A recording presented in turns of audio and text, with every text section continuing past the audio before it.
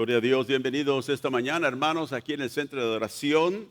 Hemos alabado al Señor en espíritu y en verdad, pidiéndole al Señor que su presencia esté con nosotros esta mañana al adorar su nombre. Aquellos que nos ven en línea también, bienvenidos este día. Esperamos que el Señor le ministre ahí donde está. Padre, gracias te damos por la vida que nos das este día, por estar aquí, Señor, juntos como tu pueblo para adorar tu nombre, en obediencia a tu palabra. Señor, que vengamos juntos por medio de tu Espíritu a adorar tu nombre. Gracias, Padre, por este tiempo que nos das de escudriñar tu palabra. Enséñanos, ministranos, fórmanos, Señor, a la imagen de tu Hijo. Pedimos esto en el nombre de Jesús, tu Hijo y nuestro Salvador. Amén y amén. Gloria al Señor. Si trajo su Biblia esta mañana, quiero que abra conmigo al capítulo 6 del libro de San Lucas. Lucas capítulo 6, y también encontremos el capítulo 7 del libro de Mateo. Lucas 6 y Mateo capítulo 7. Sabe que al progresar en esta serie que hemos empezado, Siervos de Dios, quiero empezar esta mañana dando una advertencia a todos aquí en Punto de Gracia, y me incluyo yo, aquellos que nos escuchan en línea también, que el evangelio bíblico hoy en día en muchas maneras está en peligro. No porque el evangelio carece de poder, sino de que la Escritura nos amonesta que en los últimos días habría mucha apostasía, gente que apostatará de la fe, que habría falsos maestros, falsos profetas, otros evangelios, un evangelio diluido de la verdad que Jesús enseñó. Y aunque esto no es nada nuevo, Jesús nos amonestó cuando estuvo aquí sobre la tierra enseñando que habría en los últimos días muchos falsos profetas que se levantarían con la intención de evitar que la gente entrara al reino de los cielos. ¿Cómo? Por la falsedad que ellos profetizarían o enseñarían. Pablo también advirtió a la iglesia en su día que habría aquellos que tendrían una apariencia de piedad, pero el poder de esa transformación no estaría en sus vidas.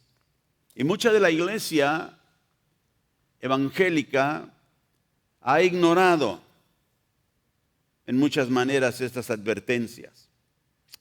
Y el mensaje moderno de lo que constituye fe para salvación cada vez continúa siendo más y más opaco, más y más, ¿verdad?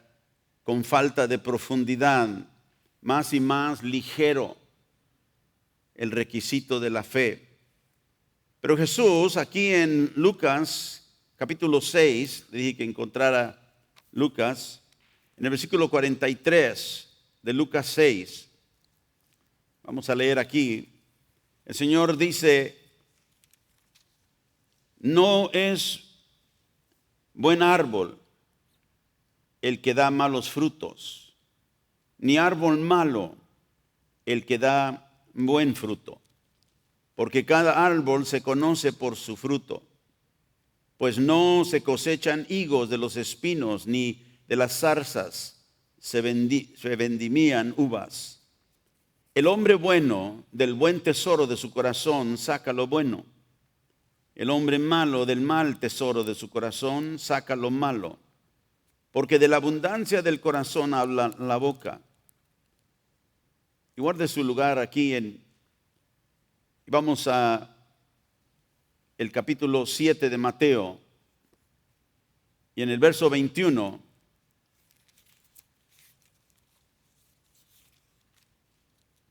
el Señor dice, no todo el que me dice, Señor, Señor, entrará en el reino de los cielos, sino el que hace la voluntad de mi Padre que está en los cielos. Muchos me dirán en aquel día, Señor, Señor, ¿no profetizamos en tu nombre y en tu nombre echamos fuera demonios? En tu nombre hicimos muchos milagros. Y entonces les declararé, nunca os conocí. Apartaos de mí, hacedores de maldad. Jesús, muy importantemente ver aquí, nos dice que, porque nosotros consideramos esto importante, tan importante, que le damos muchas veces el significado que el Señor no le da. Y es que si vemos una persona que profetiza, que echa fuera demonios, hace milagros, pues tomamos en cuenta que esa persona es salva. Pero interesantemente el Señor dice aquí que el profetizar, echar fuera demonios, hacer milagros, prodigios, no necesariamente se puede ver como evidencia de que alguien es salvo, aparte de una vida de obediencia. Hubo una ocasión donde los discípulos le dijeron a Jesús, vimos a una persona que andaba echando fuera demonios en tu nombre, pero no seguía tras nosotros. Y Jesús le dije, déjalo.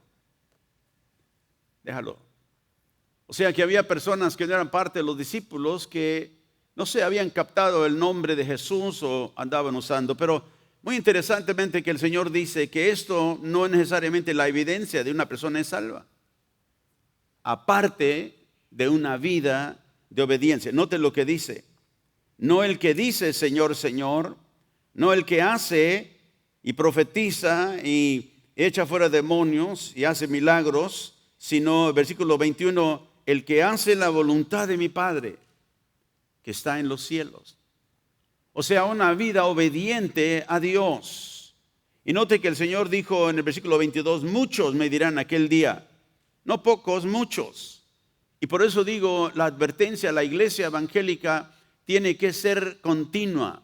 El Señor nos dijo que esto sucedería, que a través de, antes de su venida, vendría ese tiempo donde menguaría el mensaje, se contaminaría, se diluiría porque aquellos que le agregan o le cambian al evangelio tienen un propósito, y es que no entendamos y conozcamos la verdad. La Escritura nos insta a examinarnos, todos nosotros los que decimos ser creyentes.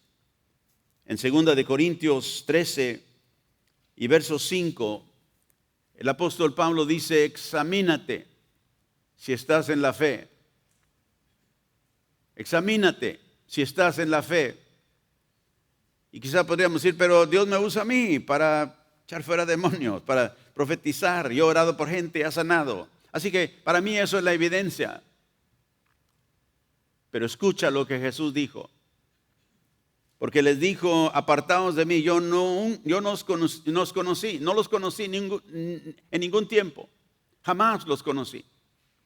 No era alguien que el Señor conoció y luego se apartó. No, jamás los conocí. ¿Por qué? Porque nunca hubo ese cambio en su vida. Nunca realmente entregaron su vida a Jesús para que Él hiciera una transformación. Y hay mucha gente hoy en la iglesia religiosamente siguiendo un estilo de vida sin ser transformado y cambiado. Y no hacen la voluntad de Dios. Y note lo que dice el apóstol. ¿O no os conocéis a vosotros mismos que Jesucristo está en vosotros, a menos que estéis reprobados? Y esa examinación, Pablo dice, todos debemos hacerla.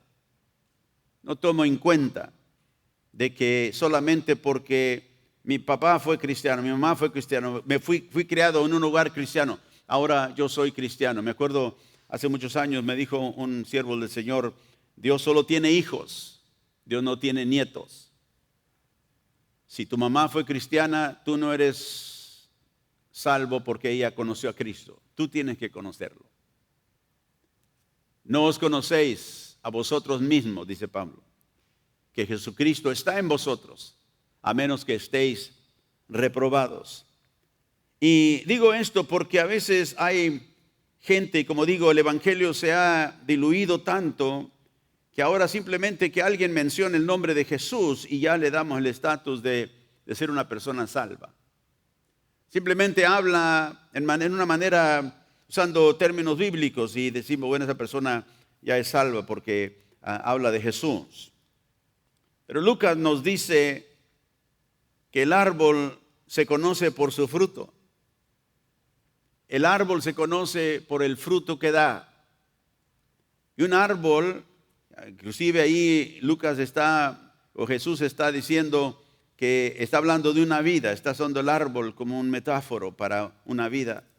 La vida que da fruto para Dios, el que hace la voluntad de mi Padre que está en los cielos. Y digo esto porque, como digo, que a veces nosotros hemos en la iglesia evangélica diluido tanto el evangelio, lo que requiere Jesús de un seguidor de Él.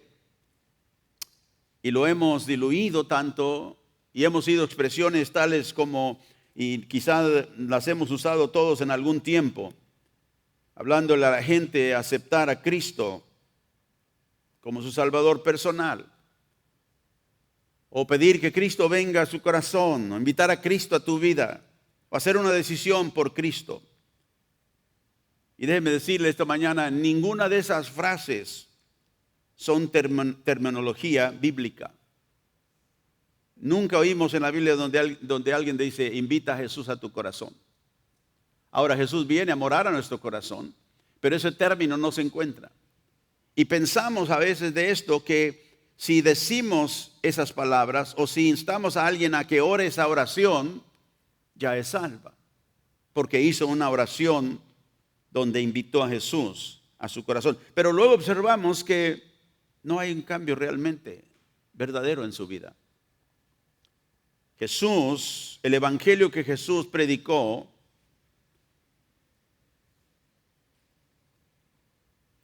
era un evangelio que llamaba al seguidor a un discipulado.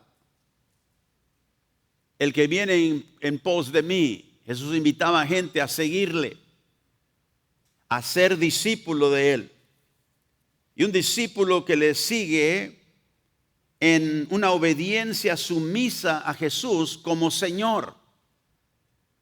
No simplemente porque lo admiramos o porque nos da pan de comer o porque hace milagros y nos emociona ver esas cosas.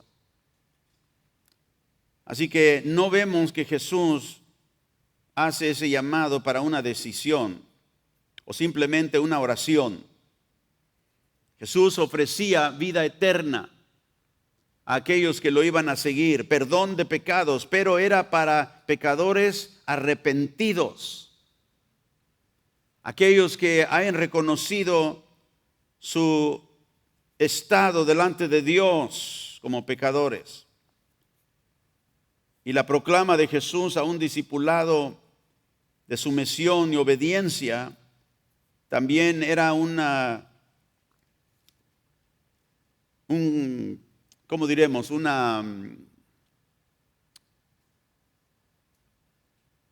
Usar la palabra en inglés es rebuke. Era como llamarle la atención a aquellos religiosos que vivían una vida externa, religiosa, pero su vida carecía de una verdadera justicia y rectitud.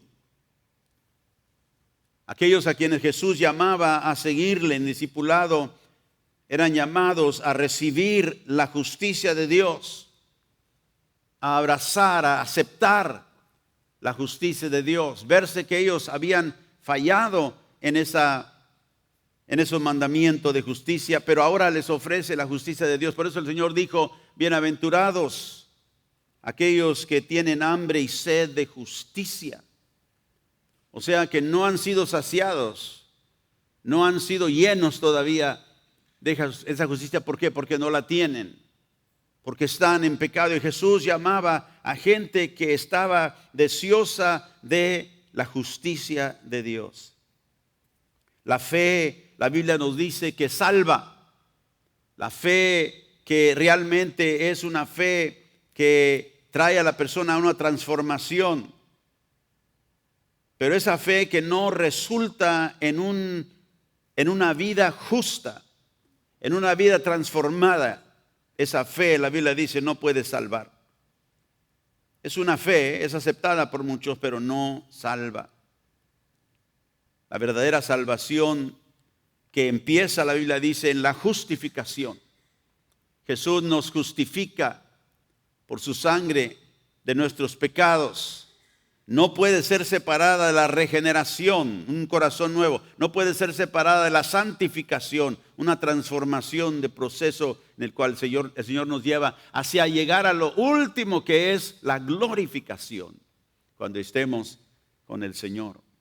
Así que una fe que no trae fruto, un árbol que no produce fruto bueno, un corazón que no saca de su corazón algo bueno, da evidencia de que no es salvo.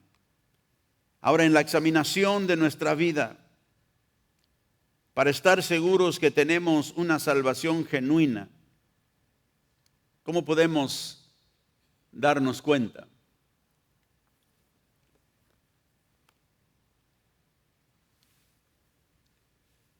Cuando Dios hace la obra de salvación en la vida de una persona, hay una transformación, primero del corazón, de la actitud hacia Dios.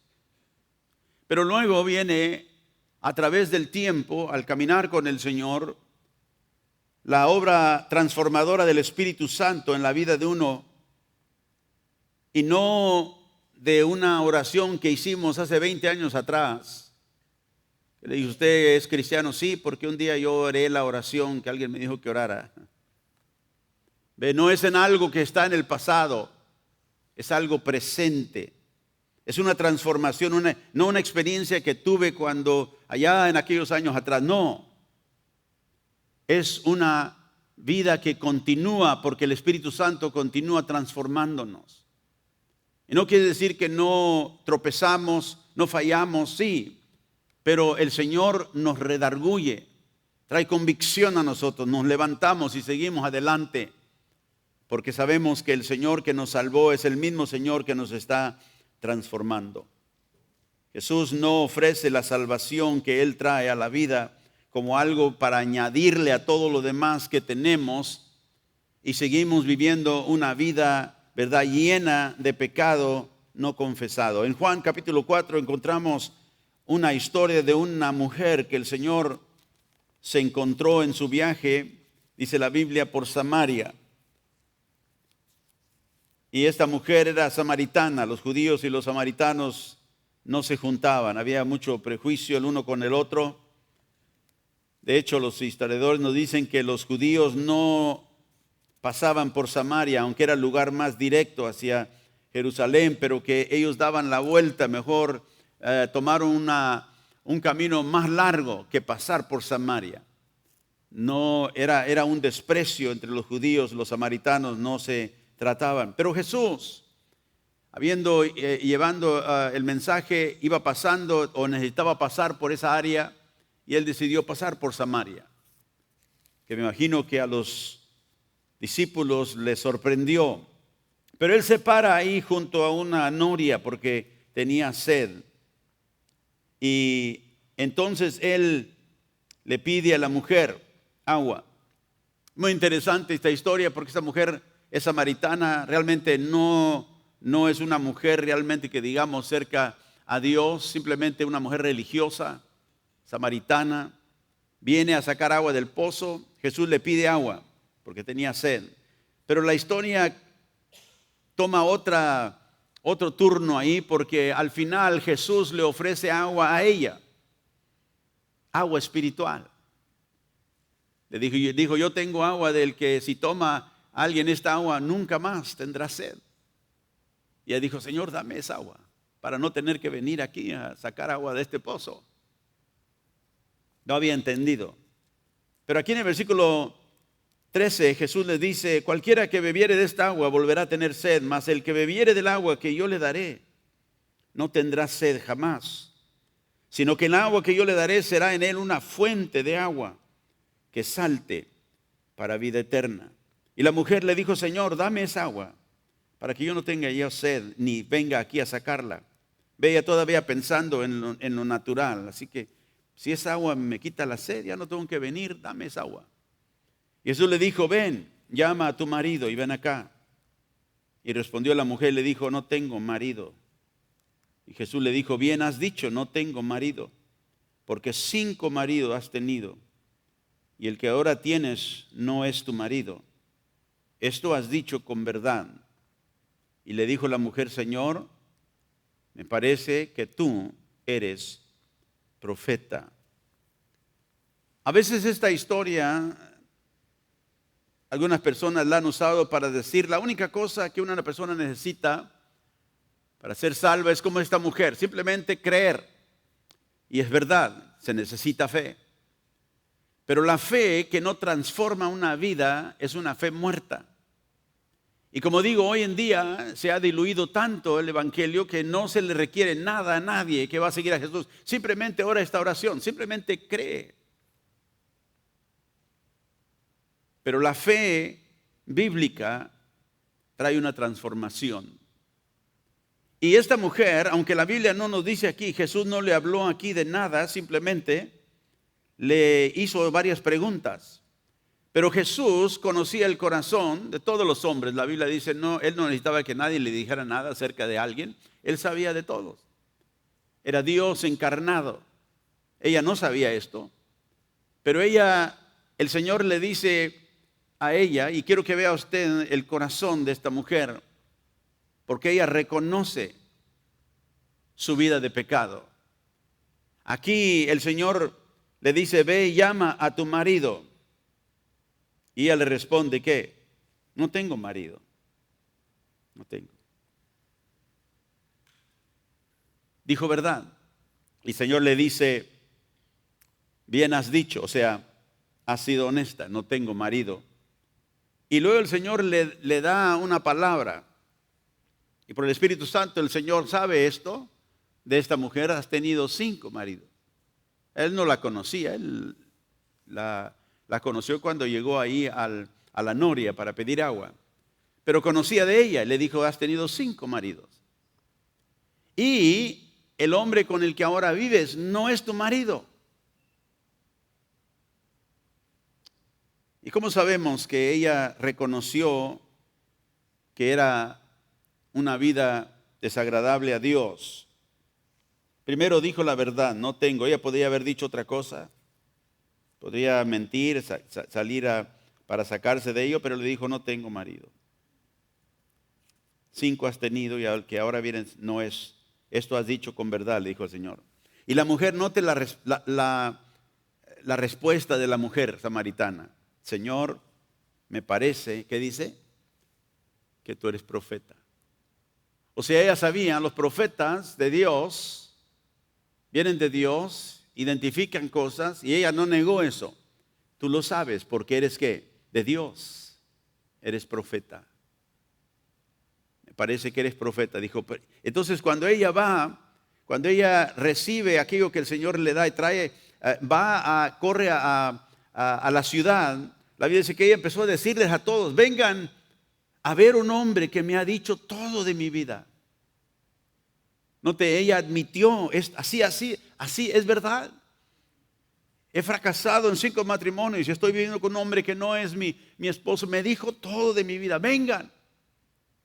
Y trajo a aquellas personas a conocer de Cristo Jesús. Una mujer que recibió perdón porque delante de Cristo ella reconoció su pecado. Como he dicho, Jesús no ofrece una salvación simplemente para agregarle a nuestra vida algo religioso, no. Jesús le dio a esta mujer lo que ella necesitaba, una libertad de su pecado, una liberación de una vida de fracaso. Pero ella reconoció, esta es mi vida, esto es lo que he sido. Ahora, cuando hablamos del llamado del Evangelio a Jesús, a seguir a Jesús, Como digo, es un llamado a un discipulado, a vivir bajo la enseñanza de este maestro, de este Señor.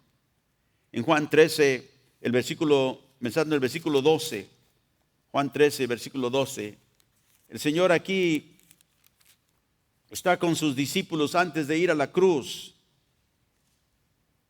Y les dice aquí en el versículo 12, así que después que les hubo lavado los pies, acuérdense ustedes, estaban sentados a la mesa, Él se levantó, se ciñó los lomos, trajo un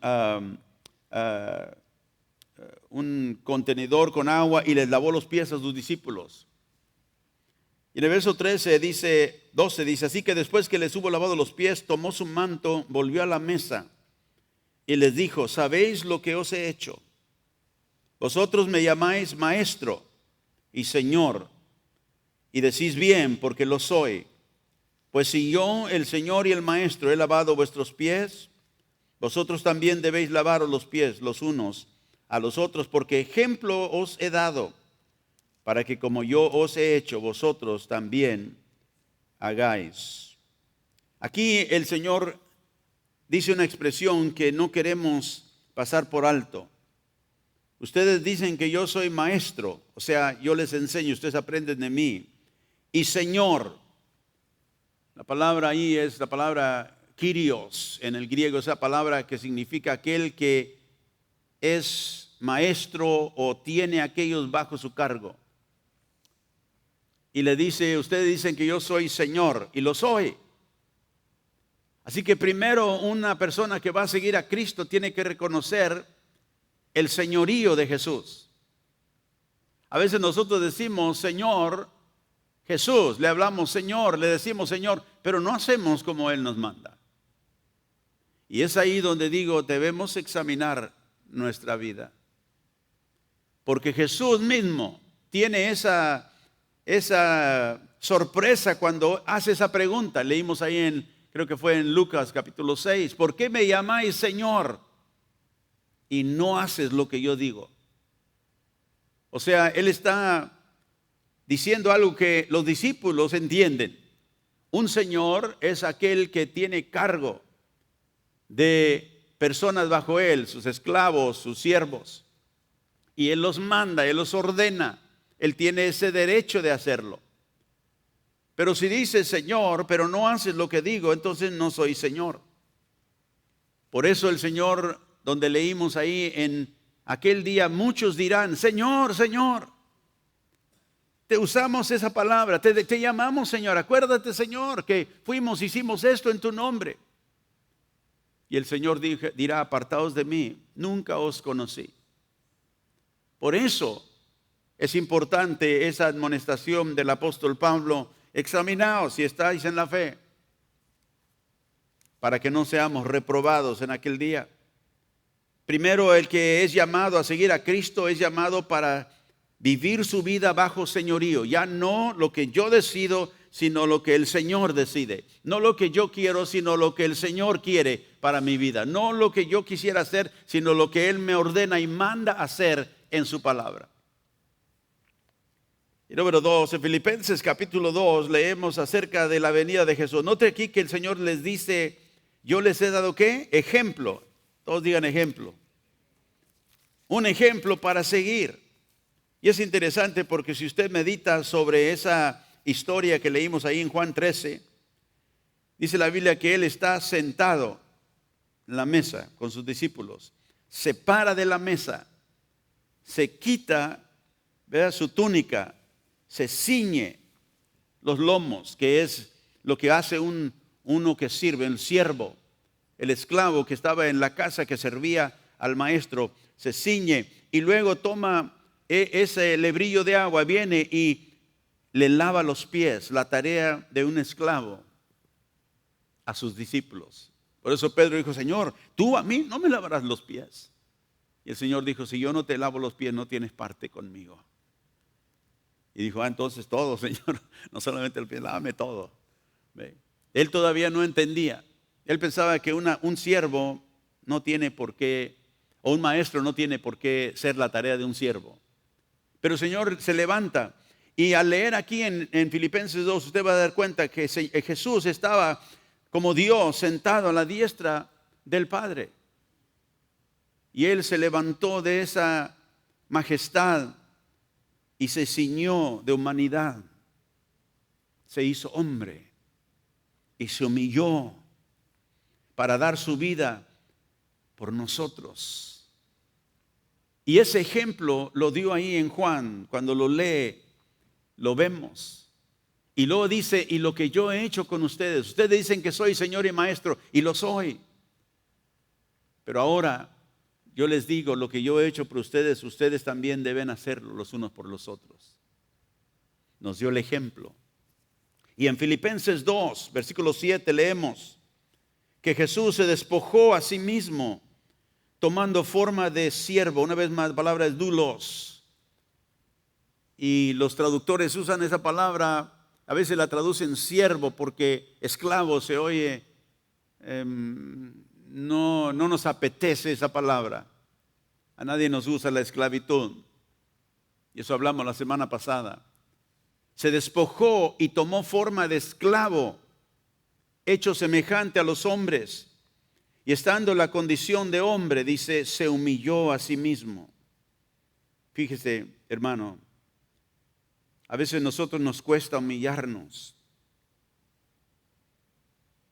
Pero Dios, el que no tenía por qué hacerlo, se humilló para darnos ejemplo. Ustedes dicen que soy maestro y Señor y soy. Si yo he hecho esto, ustedes también deberán hacerlo.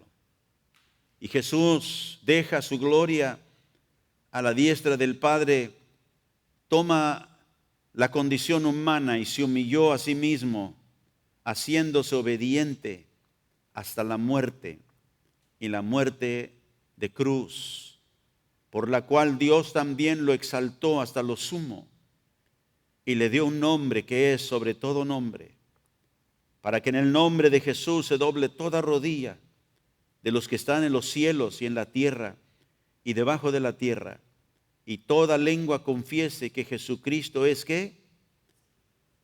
¿Es qué? El Señor, Curios, para gloria de Dios Padre. Él tomó la condición de esclavo, Dios lo exaltó hasta lo sumo. A veces nosotros buscamos que Dios nos levante, que Dios nos exalte, que Dios nos bendiga, pero no queremos tomar el camino que conduce a eso, que es la humildad, es la obediencia absoluta a aquel que es Señor. ¿Sabe que en el ministerio de Jesús, en la enseñanza de Jesús, Él siempre mantuvo esta verdad de su señorío al centro de su enseñanza? Jesús nunca hizo ninguna excusa porque Él es Señor. Cuando le dijo a sus discípulos, ustedes dicen que soy Señor y Maestro, y lo soy. O sea, no lo negó. Siempre al centro de su enseñanza estaba esta verdad, que el que iba a venir en pos de Él y no odia a su padre, a su madre, a su hermano, está dispuesto a dejar tierras, posesiones, no importa lo que sea, por mí no es digno de mí. A veces nosotros vemos y leemos eso y como que nos incomoda un poquito, pero Jesús no cambia su enseñanza porque es la verdad. Él es Señor y Él merece toda nuestra obediencia, completa y plena, porque Él nos compró con su sangre. Él nunca dejó de declarar su autoridad como maestro, como Señor, como soberano. ¿Se acuerda? Antes de irse, dijo, toda autoridad me es dada en el cielo y en la tierra. Por tanto, nos dijo a nosotros, sus discípulos, vayan en mi nombre y prediquen a todo el mundo. Nos ordenó a que fuésemos a compartir aquello que Él ha hecho. Él nunca menguó el requisito de sumisión a su autoridad completa y absoluta. Así que cuando Jesús llama a gente a seguirlo, no lo llama a venir a admirarlo, no lo llama a venir a ver los milagros, no le llama a venir a nada de eso. No los llama para entretenernos, no nos llama para hacer cosas que nos van a maravillar, no. Él nos llama para que nos sometamos completamente, sin reservas, a su señorío. Que toda lengua confiese, dijo Pablo, que Jesús es el Señor. Vamos a Hechos capítulo 4. Una interesante palabra ahora que quiero también compartir. Ya hablamos de doulos. Doulos es la palabra que denomina un esclavo. Kyrios es la palabra Señor, que es aquel que tiene autoridad soberana sobre los que están debajo de él. Pero en Hechos 4, verso 24, vamos a leer aquí. Cuando los apóstoles, ¿se acuerdan ustedes? Fueron a predicar el evangelio en Jerusalén, los arrestaron, los echaron a la cárcel. Y dice la escritura que después que los habían golpeado, los despidieron, le dijeron, vayan, no hablen más en ese nombre. Ellos regresaron a la iglesia y empezaron a orar a Dios. Y esta fue parte de su oración en Hechos 4, verso 23, dice, puestos en libertad vinieron a los suyos y contaron todos los que los principales sacerdotes y los ancianos les habían dicho. Y ellos, habiéndolo oído, alzaron unánimes la voz a Dios y dijeron, soberano Señor, tú eres el Dios que hiciste el cielo y la tierra, el mar y todo lo que en él hay. Noten la expresión que ellos en su oración, ¿verdad?, dicen a Dios, soberano Señor. Esa palabra es una palabra griega de donde viene nuestra palabra déspota. ¿Usted sabe qué es un déspota? Es la palabra despotes. Es una persona que tiene absoluta autoridad, manda. No permite que nadie le diga ni haga en contra de lo que él dice. Es una palabra muy interesante porque nosotros nunca consideramos a Dios como un déspote, pero es un Señor absoluto, aquel que tiene la última palabra en todo. Y luego en Judas capítulo 1, verso 4, ya hablamos la semana pasada acerca de la palabra para Señor en el Nuevo Testamento, es la palabra Kyrios. La palabra doulos es esclavo. Pero aquí en Judas 1, 4, el apóstol Judas usa una expresión donde él toma las dos palabras, déspotes y Kyrios, y la aplica al Señor. Dice, algunos hombres han entrado encubiertamente, los que desde antes habían sido destinados para esta condenación, hombres impíos, que convierten en libertinaje la gracia de nuestro Dios y niegan al único soberano, déspotes, y a nuestro Señor, Kyrios, Jesucristo. Usa esas dos palabras de Jesús. Es el Dios soberano y es el Señor a quien nosotros debemos toda nuestra lealtad. Aquel que bajo cuya enseñanza nosotros como cristianos vivimos. La semana pasada hablamos acerca de la esclavitud que existía, no solamente que existió en este país, algo terrible donde hubo mucha opresión, mucha destrucción, pero en el tiempo del apóstol Pablo, en el Imperio Romano, la institución de la esclavitud era una institución legal. Y cuando nosotros leemos la Biblia, a veces se nos escapa esta verdad de que Jesús es Señor, porque nosotros no entendemos estas expresiones de esclavitud. Y como digo, y mucho de ello viene porque hemos vivido a través de esta historia una esclavitud terrible en esta nación, hasta que hubo liberación en el tiempo de Abraham Lincoln, que liberó a los esclavos, les dio su libertad aquí en los Estados Unidos. Y entonces ese tiempo de nuestra historia es algo terrible que hemos pasado. Y por eso la esclavitud no nos cae bien.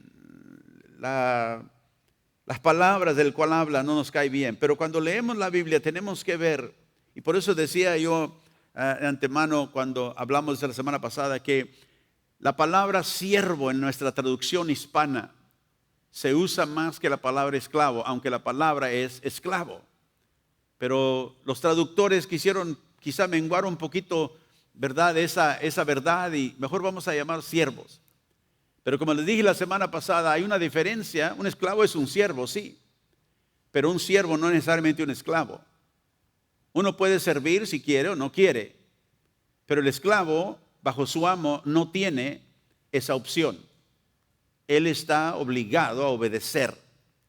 Y leímos la escritura también en el libro de Lucas, donde el Señor dijo, cuando un esclavo, ¿qué piensan ustedes? Dice, cuando un esclavo trabaja todo el día allá cuidando el ganado, haciendo, ¿verdad?, trabajando afuera, y luego entra adentro, ¿qué le dice el amo? Ven, siéntate y come. No, le dice, ven y prepárame, hazme de comer, y después que haya comido, entonces tú puedes comer. Y Jesús usa esa expresión porque Él está viviendo en esa sociedad donde la esclavitud existe. Así que hoy nosotros, como digo, tenemos un sentir negativo cuando hablamos de la esclavitud. Y los traductores, como digo, menguan un poquito la traducción doulos, mejor como siervo. Pero en el tiempo de Jesús, estas palabras que acabamos de leer, déspotes, kyrios, implican esta relación entre un maestro y un esclavo. Y Jesús las usa ellos, no porque está aprobando la esclavitud humana, sino que era algo que existía en ese tiempo. Y como digo, esto explica la incredulidad de Jesús cuando aquellos solamente por labio le dicen Señor, Señor, pero no se someten a su autoridad como Señor. En el griego del Nuevo Testamento, que fue la mayoría escrito en el griego, la palabra doulos y los derivados de la palabra doulos se encuentran en el Nuevo Testamento. Escúcheme, aparecen más de 130 veces esa palabra esclavo en el Nuevo Testamento. Y muchas de esas veces en la Escritura, frecuentemente es la descripción, escúcheme, de cómo debemos vivir nosotros como cristianos. Así que si usted no entiende eso, la Biblia no va a tener mucho sentido y vamos a vivir una vida que realmente está fuera de aquello que es lo que agrada a Dios.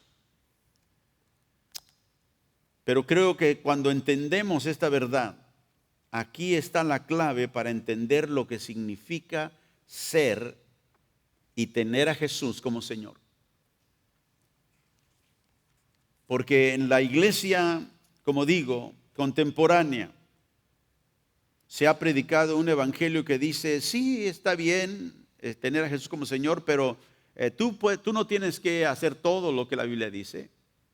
Tú puedes vivir tu vida, solamente que ames al Señor, que le digas Señor, que vengas a la iglesia, que hagas eso. Y diluyen aquello lo que el Señor demanda del creyente. Así que entendiendo esta palabra, doulos, esta palabra déspotes, kyrios, que el Señor es maestro, soberano sobre nosotros, digo, es la clave para entender lo que significa ser un seguidor de Cristo. Mire, 1 Corintios 7, creo que aquí terminamos la semana pasada, pero quiero leerlo una vez más porque aquí vemos el apóstol Pablo, el apóstol que Dios envió para enseñar a la iglesia, uno de ellos, en 1 Corintios 7, verso 22, le dice a la iglesia en Corinto, porque el que cree en el Señor fue llamado, porque el que en el Señor más bien, fue llamado siendo esclavo. Ve, la esclavitud existía en ese tiempo donde Pablo vivía y había muchos esclavos. Pero dice, si tú eres esclavo, pero el Señor te llamó, eres creyente, liberto es del Señor. O sea, eres el hombre libre en el Señor, aunque en tu posición en la sociedad eres un esclavo. Asimismo, el que fue llamado siendo libre, o sea, no eres esclavo físico de alguien, pero sí eres de Cristo. Eres esclavo de Cristo.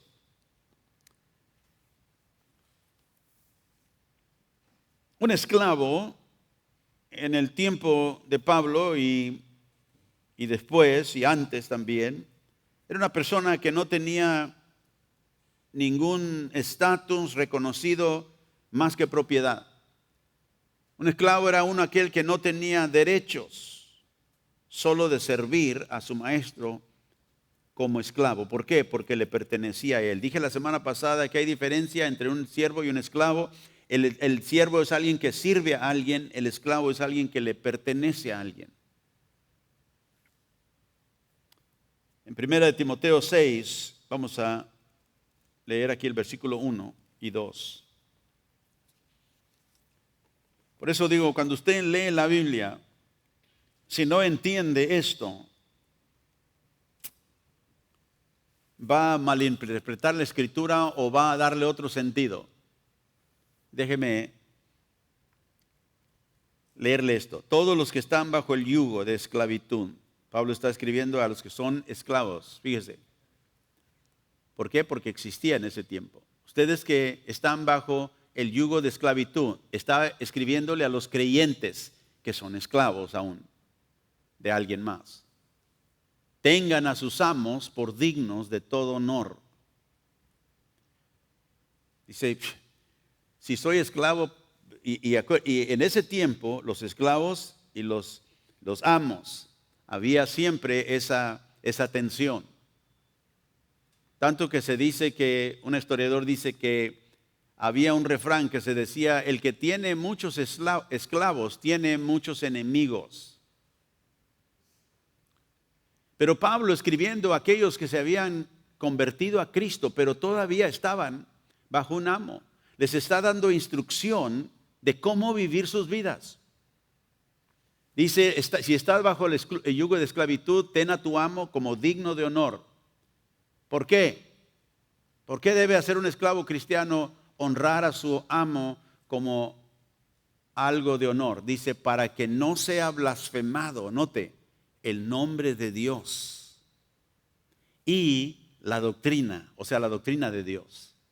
O sea, Pablo está diciéndole a aquellos que son esclavos de otro amo, dice, sirvan, pero sirvan de tal manera que su testimonio sea que no van a blasfemar el nombre de Dios por su conducta. ¿Por qué?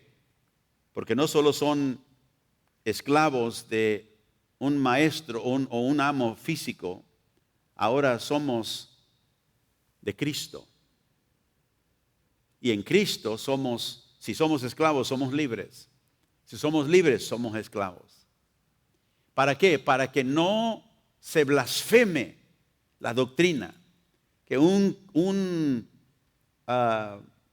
esclavo creyente que vive con su amo y siempre tiene ese conflicto con su amo, está mostrando de qué, que la doctrina que él habla, el Jesús que él habla, no hay ninguna diferencia entre ese esclavo y otro que no conoce a Cristo. Y Pablo les da instrucciones y les dice aquí, verso 2, los que tienen amos creyentes, no los tengan en menos por ser hermanos, sino sírvanles mejor, por cuanto son creyentes y amados los que se benefician de su buen servicio. Esto enseña y exhorta, Pablo le dice a Timoteo. Aquí habla de los esclavos, aquellos que están bajo la esclavitud.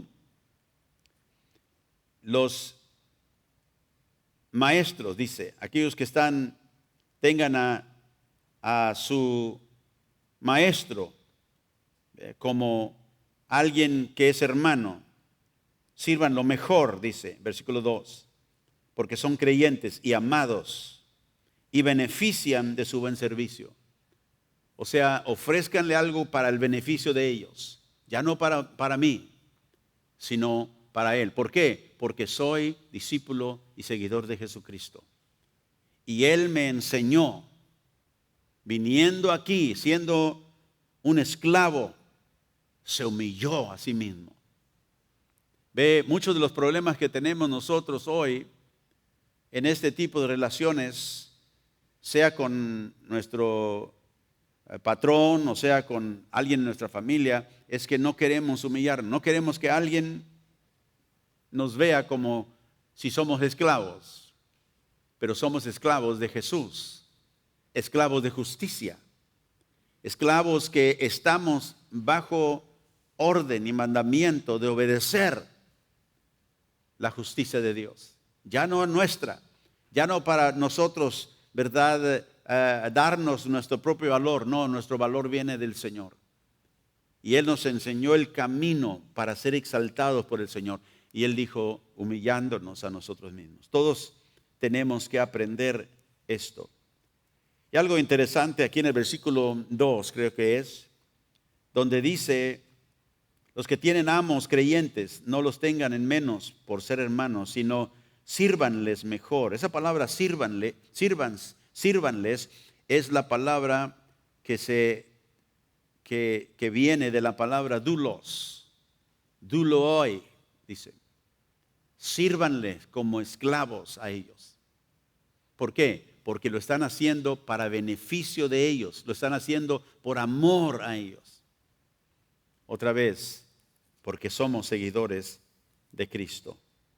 Así que la palabra doulos describe a alguien que no tiene libertad personal, no tiene derecho a hacer como él quiere. Y esto es lo que significa ser un seguidor de Cristo. Estoy obligado a obedecer a mi maestro. Y si él me dice en mi vida cotidiana, en el desarrollo de mi vida, mira, perdona a tu hermano, no tengo yo otra opción más que desobedecerle o obedecerle. Pero si soy realmente seguidor de Cristo, estoy bajo su señorío, tú me dices Señor, Señor, sí, entonces haz lo que te digo. Y en ese tiempo que nosotros enfrentamos, por ejemplo, a alguien que nos hizo mal y no queremos perdonarlo, ¿qué nos dice el Señor? ¿Soy Señor tuyo o no? No tenemos excusa. Nosotros queremos dar excusa, queremos decirle a otros, pero tú no sabes lo que me hizo, no sé. Pablo está dando instrucciones aquí a los esclavos y les dice, sirve a tu amo. ¿Y sírvelo para qué? Para que tu testimonio no blasfeme la doctrina de Dios. Para que tú no des el testimonio de que eres cristiano, pero vas a hacer como a ti te da la gana. No. Primera de Pedro, capítulo 1.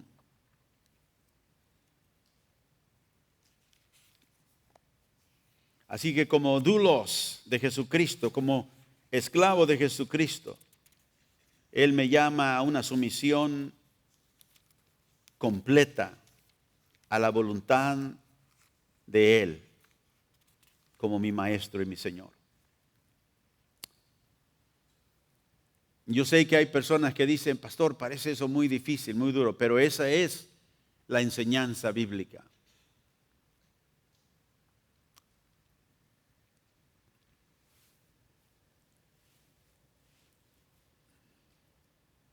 Estaba yo pensando de que cuando Jesús usa estas palabras y habla a la multitud, a la gente, Él está usando estas palabras que la gente entiende. Como digo, nosotros tenemos que explicarlo hoy en día porque no vivimos en ese tipo de sociedad donde tenemos esclavos. Aunque a veces nos sentimos que estamos como esclavos, pero no somos. Pero Jesús vivió en medio de esa sociedad donde eso existía. Así que cuando Él hablaba, el que quiere venir en pos de mí, yo soy Señor, quiere ser doulos. Ellos sabían exactamente lo que Él estaba diciendo. Entonces tú eres Señor y nosotros somos tus esclavos. Sí. Por eso una vez más, la sorpresa de Jesús, ¿por qué me llaman Señor? Y no hacen lo que yo les digo. Así que en ese tiempo la enseñanza, las palabras que Jesús usaba, ellos entendían perfectamente lo que Él estaba diciendo. Yo soy Señor. Ustedes son mis siervos, mis doulos, mis esclavos. Y el que no está dispuesto a dejarlo todo por seguirme a mí, no es digno de mí. Nosotros leemos eso y no hacemos la conexión porque no tenemos esa experiencia de esclavitud solo al pecado, aunque tratamos de hacer excusas por ello. Pero Jesús dijo, si cometes pecado, eres esclavo del pecado. Pero si el Hijo te libera, seréis verdaderamente libres. Aleluya.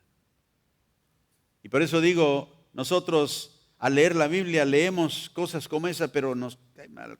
Ustedes que están bajo la esclavitud, ¿verdad? Bueno, ahí está hablando de los patrones del trabajo. No, está hablando de un esclavo. Y está dando instrucciones a gente que vive bajo esclavitud.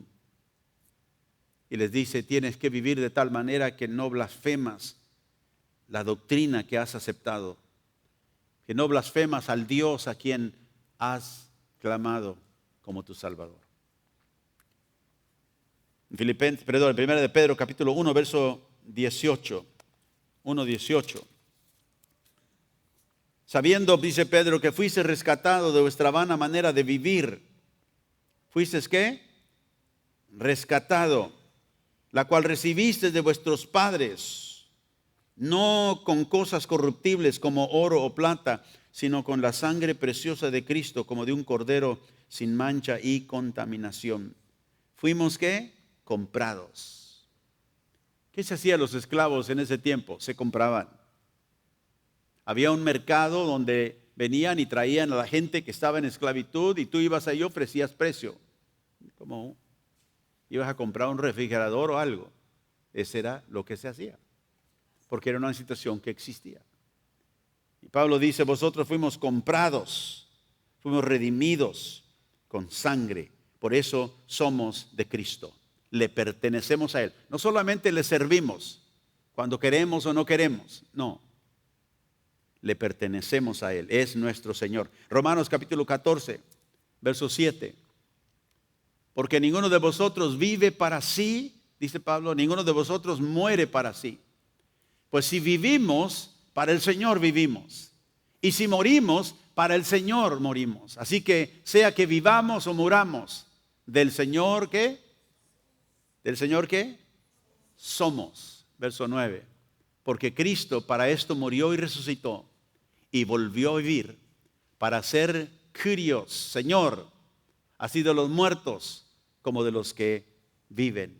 Cristo murió para ser Señor, para venir y comprarnos con su sangre y sacarnos de la esclavitud del pecado y hacernos ahora esclavos de Él, pero esclavos de justicia.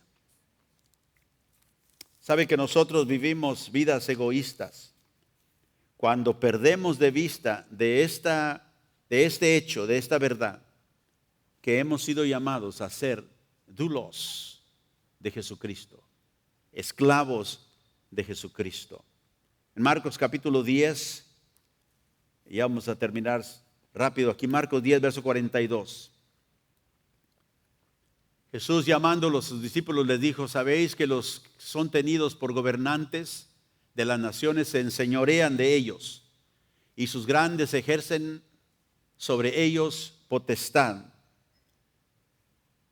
Pero no será así entre vosotros, sino el que quiera hacerse grande entre vosotros será vuestro, aquí usan una palabra diferente, diáconos.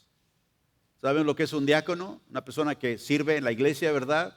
Es una palabra muy común también en el Nuevo Testamento. Esta es realmente la palabra siervo, no la palabra doulos, la palabra diácono. será vuestro diácono, vuestro siervo.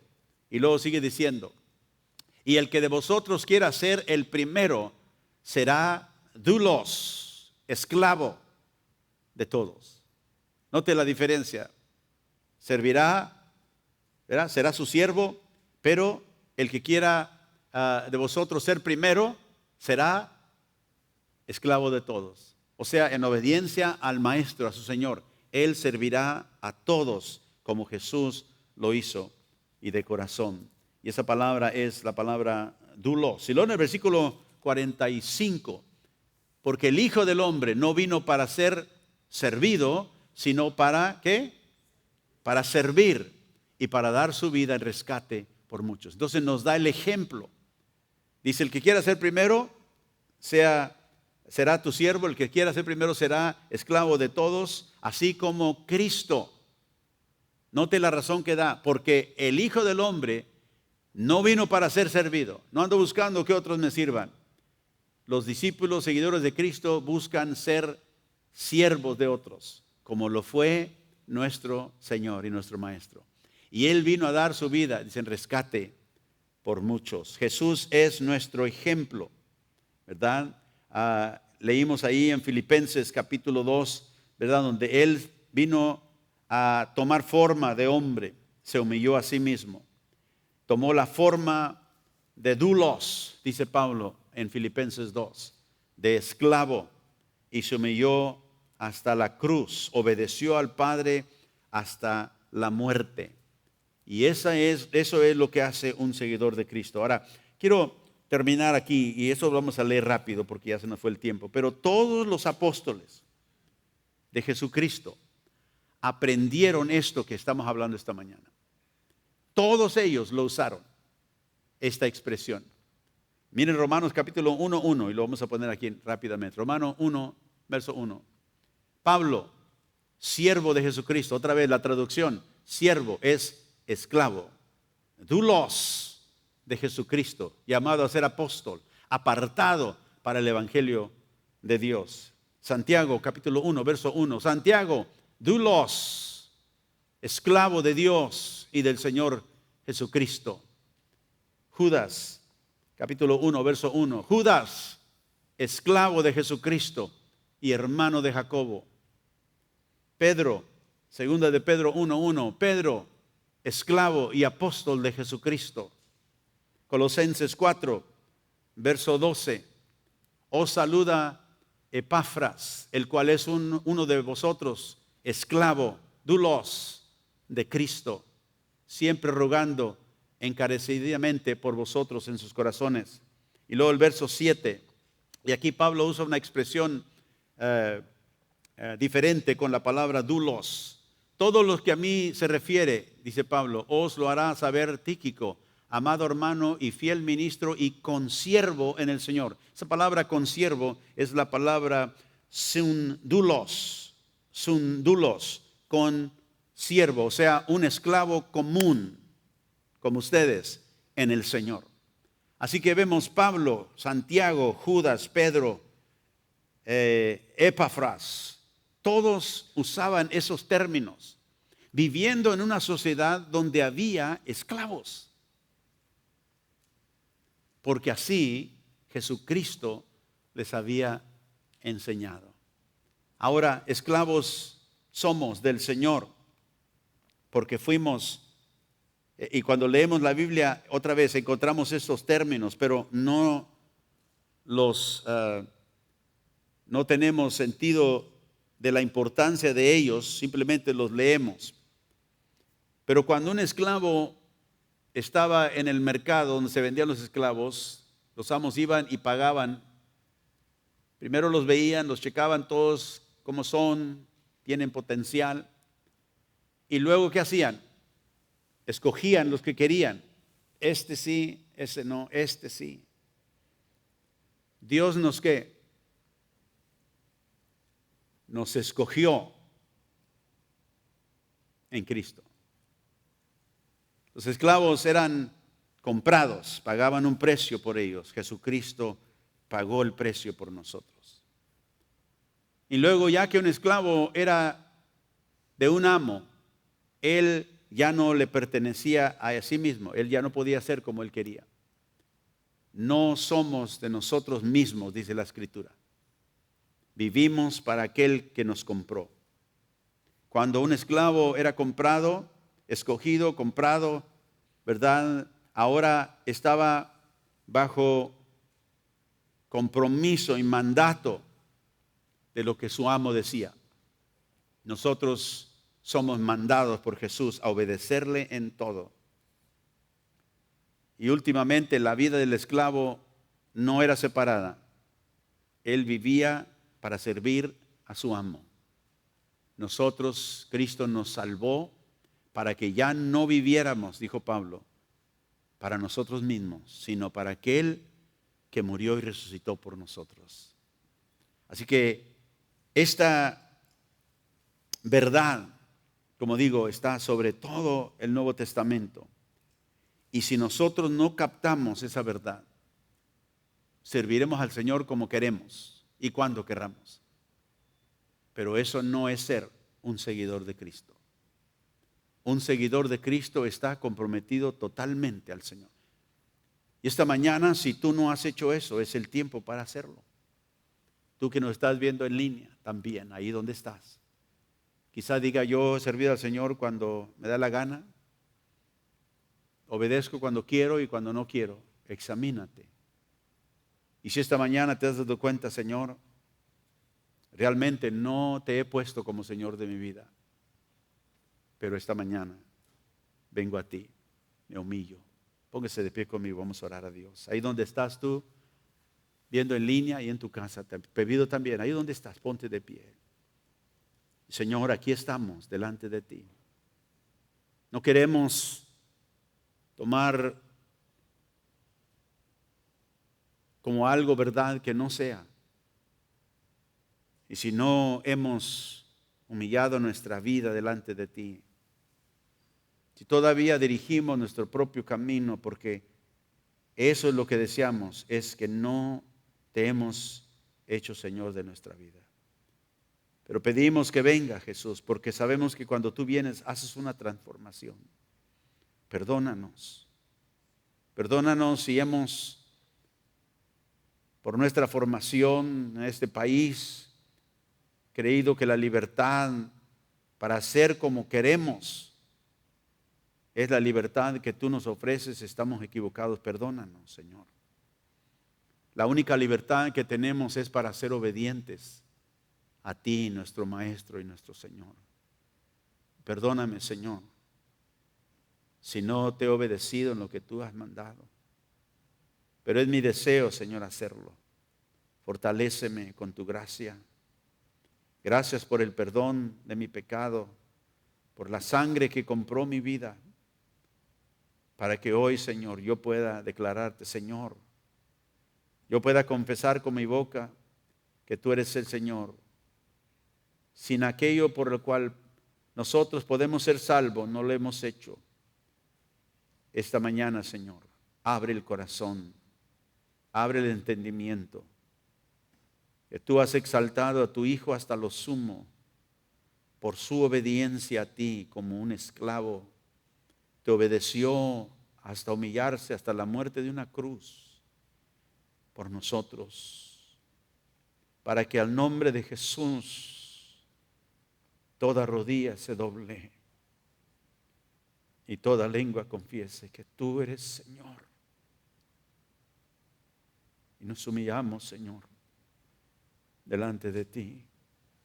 Ayúdanos, fortalécenos, ayúdanos para vivir la vida a la cual tú nos has llamado, poniendo todos nuestros deseos, derechos, nuestros planes sobre tu altar. Y que muchos podamos decirte esta mañana, úsame, Señor. Guíame, Padre, y déjame vivir transformado por tu gracia.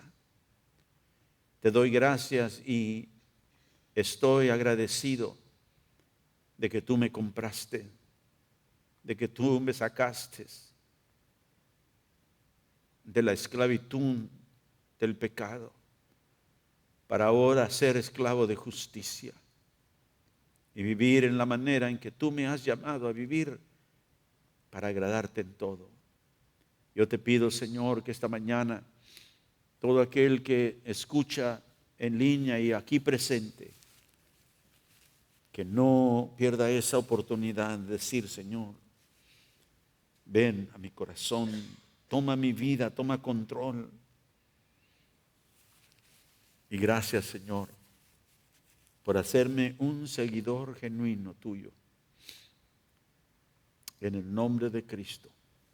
Llévanos de este lugar, Padre, para servirte en nuestras vidas, donde quiera que tú nos tengas, ser un ejemplo de lo que es seguirte a ti como Señor, en el nombre de Cristo Jesús. Y el pueblo de Dios dice: amén y amén.